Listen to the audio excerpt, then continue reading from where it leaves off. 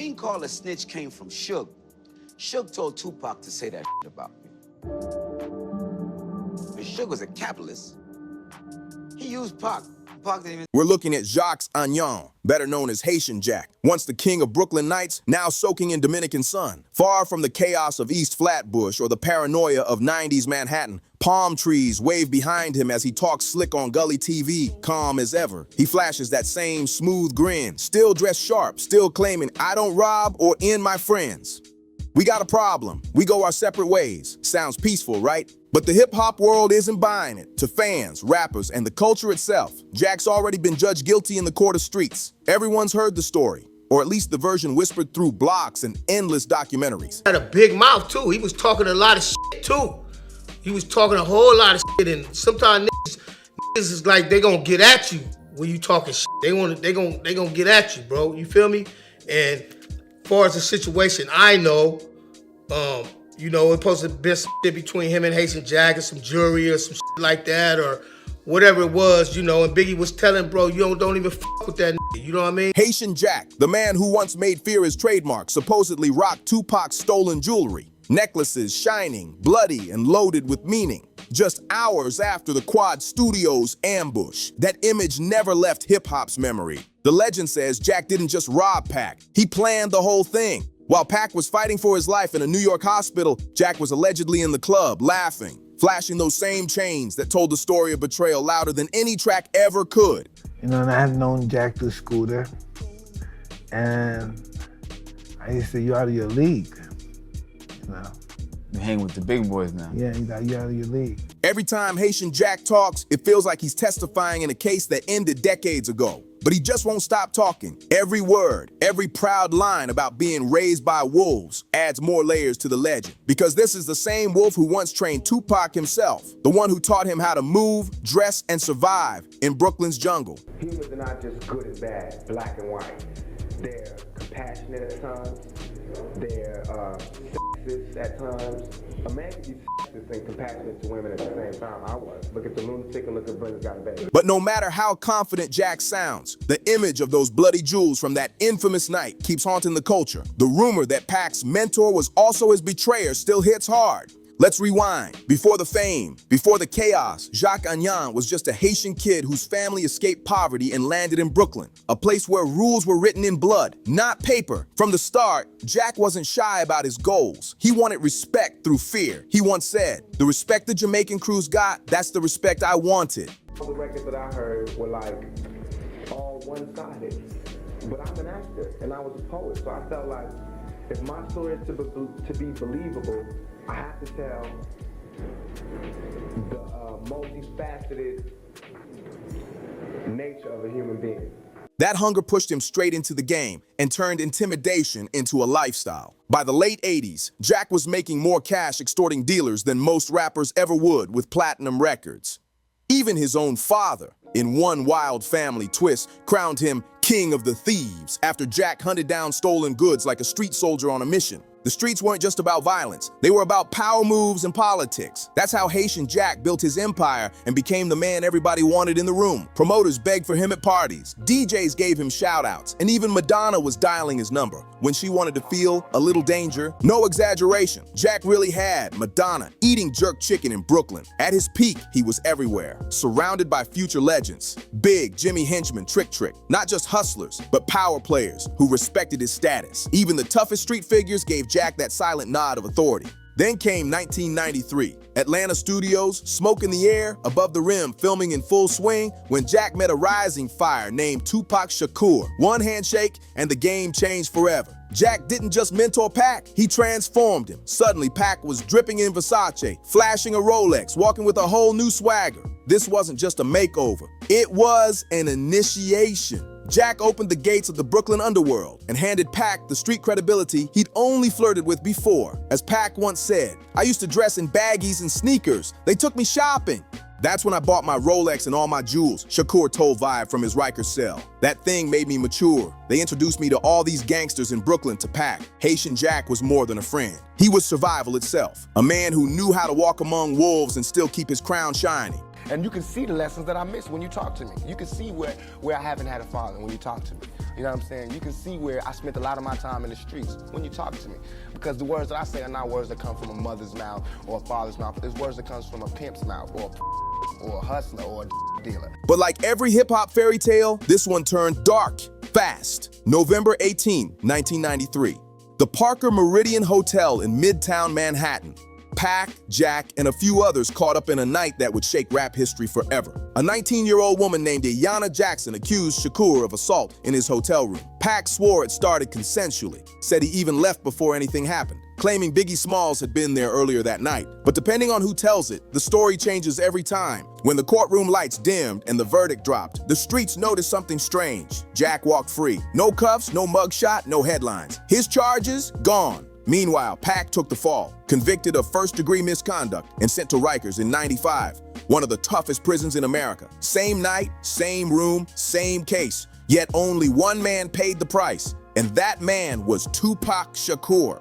The message was cold, clear, and cutting, like glass turned into a blade. In that same Vibe interview, Pac didn't hold back. He let his attorneys turn him against me. To Shakur, that was the ultimate betrayal. The moment Haitian Jack became the enemy, Pac started telling friends Jack had to be a federal informant because how else could anyone just walk away from a case like that? In Pac's mind, paranoia wasn't madness. It was survival. Rikers wasn't just a jail. It was a dungeon where spirits cracked. Even big names like Harvey Weinstein and Sid Vicious had been reduced to filth there.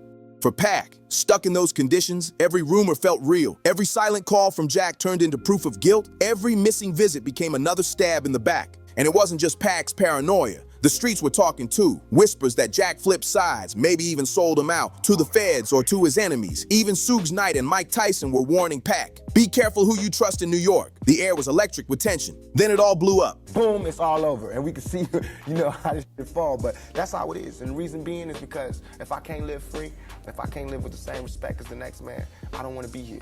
Because God has cursed me to see what life should be like. November 3rd, 1994, Quad Recording Studios, Times Square. Pac's walking in with Stretch, Zide, and Fred, ready to drop a verse and grab a bag. But the second they hit the lobby, chaos erupts. Two men in army fatigue step up, faces cold, guns drawn, and the trap snaps shut. They didn't just rob Shakur, they targeted him. The shooters ignored everyone else and went straight for Pac's chains. He refused to hand them over, and chaos exploded. 5 shots fired. 2 hit his head, 2 tore through his groin, 1 ripped his thigh. Upstairs, Puff Biggie and Andre Harrell were waiting. Some say clueless, others say too calm to be innocent. Downstairs, Pac was bleeding out but still fighting, dragging himself toward the elevator, half dead but unbroken. And then came the image that changed everything. Hours later, Haitian Jack spotted in a club, grinning, flashing the exact same gold chains ripped from Pac's body. Those chains weren't just jewelry, they were trophies soaked in betrayal. To the streets, the message was loud and deadly clear. Jack didn't just allow the ambush, he green-lit it. Suddenly, all those whispers about him being an informant or a backdoor traitor became the new street gospel. Jack could deny it all he wanted, talk about loyalty and code, but nobody cared anymore. The image said it all. Pac in a hospital bed, stitched up and shaking with rage, while Jack laughed under club lights like nothing happened. That night didn't just birth a feud, it buried one of hip-hop's last true friendships. By 1995, Tupac was locked inside Rikers Island, trading Versace for state-issued sweats and writing letters that smelled of rot, rage, and betrayal. I believed him because he wasn't talking just to be talking. I felt he was also coming straight because there was a big war behind that. A war that they lost. And I think it was a war that destroyed their neighborhood. The air inside New York's most notorious prison was thick with filth, rats, and despair, and Pac's mind was unraveling just as fast. From that cage, he started speaking his truth for the first time through Vibe magazine interviews that dripped with fury. He called out names, no more hiding behind metaphors. He spoke about Nigel, his code name for Haitian Jack, saying, "He introduced me to all these gangsters in Brooklyn." But that line wasn't a memory. It was a shot fired. Pac said it plain. Nigel took me to Nell's, and then the setup came. That single quote flipped the streets upside down. The timing couldn't have been crazier. His confessions hit the press the same week Me Against the World dropped, turning his pain into prophecy. Overnight, Haitian Jack went from whispered rumor to full-blown rap villain. The man Pac warned everyone about, now standing as the living face of betrayal in hip-hop's blood-soaked history. Haitian Jack, meanwhile, was busy overseas, rewriting history one interview at a time. In Hip Hop Uncovered, he tried flipping the narrative, claiming, Shakur let his attorneys turn him against me. Jack painted himself as the loyal one, the rider who stood tall, while fame and tabloids poisoned everything. But let's be honest, by then, nobody was buying it. Not the fans, not even his old circle. It felt like two worlds colliding. Pac's blazing fury versus Jack's endless excuses. Yeah, man, and you do have some people that feel like Haitian Jack, he's the one that sent her to do that. And you got some people that feel like he's behind the Quad Studios situation too. I mean, you know, basically was hating on Pac, bro. You know what I mean? They, you know, was hating on Pac, bro. You know what I'm saying? And you know, Pac was going big too. You feel me? You gotta understand too. Bro had a big mouth too. Jack kept saying he wasn't the kind of man to betray a friend, but every word sounded hollower than the last. The streets had already made their ruling. Jack was guilty in the court of hip-hop. As Pac's music got louder and his rage sharper, the line between rap and revenge vanished. The business became a battlefield with no rules, no boundaries, no peace.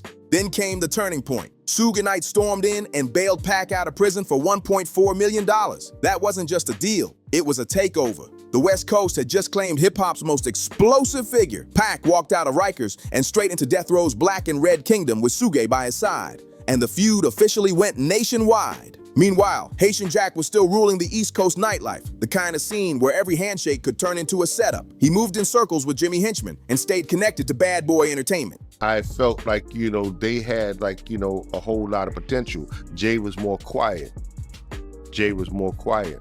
But I mean, I learned that Jay was being quiet because he was taking notes.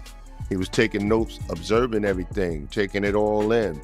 You know, because, you know, sometimes you're around and you're watching to see things to do.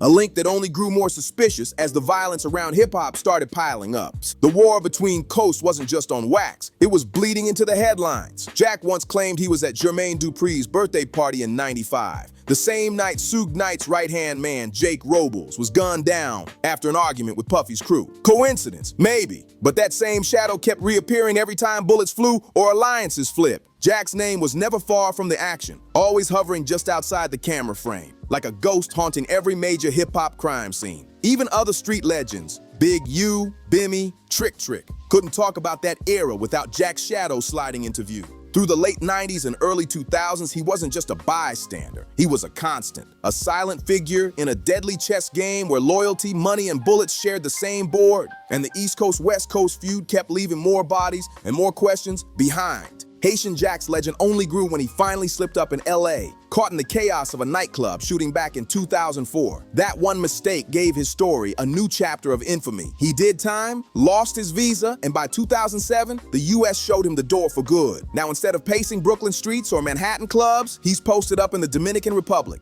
Paradise to some. But to Jack, it's more like a velvet-lined cage. Scroll through his social media and you'll see it. Luxury cars, designer fits, palm trees in the background. The look of a man still trying to remind the world who he was. But the flash doesn't hit like before. These days, his only real currency is infamy. Lately, Jack's been back in rotation, doing interviews and swearing that journalists twisted his story, that the streets got him wrong. But the truth? This story didn't begin on YouTube, and it sure won't end on Instagram. Yeah. I mean, you know, it was like with some people, they didn't, you know, like the flow. With some people, they didn't like the image. It, you know, it differed, but, you know, nevertheless, we couldn't make it happen. Every time someone revisits the Shakur case, his name still echoes. Retired LAPD detective Greg Kading, who chased the Vegas drive-by for years, still places Jack inside that East Coast circle with connections far deeper than any lyric ever revealed. Jack keeps offering new explanations, new theories, new reasons why he couldn't have done what everyone believes he did, but somehow, every word just makes the legend darker and the suspicion sharper. To really grasp Haitian Jack's game, you've got to talk about his wild mid-1990s fling with Madonna. Yeah, that Madonna. Their romance blurred the line between fame and the streets, turning headlines into folklore. She was the untouchable queen of pop, chasing danger like it was fashion. And Jack, he was the thrill she couldn't find in Hollywood. He gave her late-night rides to Brooklyn, jerk chicken spots, and block parties filled with real street legends, the kind of men most stars only read about in tabloids. For a short, fiery moment, it was the perfect trade-off. She made him look legit, and he gave her that forbidden edge she craved. It might have been theater, but the reactions were real. Even rapper BL Star couldn't believe his eyes. Madonna out in Flatbush, walking among wolves, completely unaware she was now part of a real-life crime movie. Jack didn't create legends. He attached himself to them, feeding off their glow until the spotlight hit him too. In her world, Jack became the ultimate dangerous mystery. The man who had Madonna eating jerk chicken off a paper plate in the middle of Brooklyn. His power never came from music. It came from reflection, from turning proximity into prestige. Every time Jack brushed shoulders with fame, he walked away with a new mask and a fresh story ready for his next interview. No one ever threw their heart into it like Madonna did. She was the angel in his chaos. But those reflections never lasted long. The moment the celebrity thrill faded, Jack was left chasing his own shadow, clinging to a legend built from other people's light. He was always close enough to the action to taste it, but never the one holding the pen. That cycle became his whole life, his curse and his crown. While Madonna soared to new heights and her danger-fueled days turned into trivia, Jack stayed trapped in rewind. Everyone else evolved, escaped, rebranded, but not him. He kept repeating the same defenses, the same story. I was misunderstood while still living out the villain role the world had already written for him. You said, hey, I just want to be alive. That's real for you. That's so real. I made a metamorphosis. I'm a new person today. Because I used to strongly and honestly, I feel like I could represent my generation so much because I honestly did not care whether I lived or not. His relationship with Madonna was never about love. It was a trade, danger swap for validation, street edge exchange for legitimacy, a deal signed in whispers and broken by ego. And when the mirrors cracked, there was nothing left but myth and memory. Pac never got to rewrite his chapter, taken out in '96 at just 25, becoming the very tragedy he feared most. But Jack, he's still here, still breathing, still spinning his truth to anyone who will listen, claiming he was the real friend, the loyal soldier who got caught in someone else's war. But history doesn't hand out mercy. It hands out verdicts. Shakur became immortal, a symbol bigger than music. Haitian Jack became the warning label, the name whispered like a curse. And that missing chain from the Quad Studio shooting, it turned into the most toxic piece of jewelry in hip-hop history, worth more in rumor than any diamond ever could be. Decades later, the question still burns through every podcast, every late-night bar debate, every hip-hop forum and anniversary playlist. Did Haitian Jack really betray Tupac only once? Or was his real betrayal the fact that he never saw how his own mouth, his nonstop self-defense, turned him into the villain the culture needed? Pac became a legend because he stopped talking and started living forever in our imaginations. Jack, though, became a headline that just won't fade. A man forever running from the echo of a story he'll never escape. So what do you think? Was Haitian Jack the architect of Tupac's downfall? Or just a scapegoat for hip-hop's darkest myth? Drop your wildest theories in the comments below. I read them all. And don't forget to like, subscribe, and share this video. Every single subscription means the world to me and keeps these stories alive.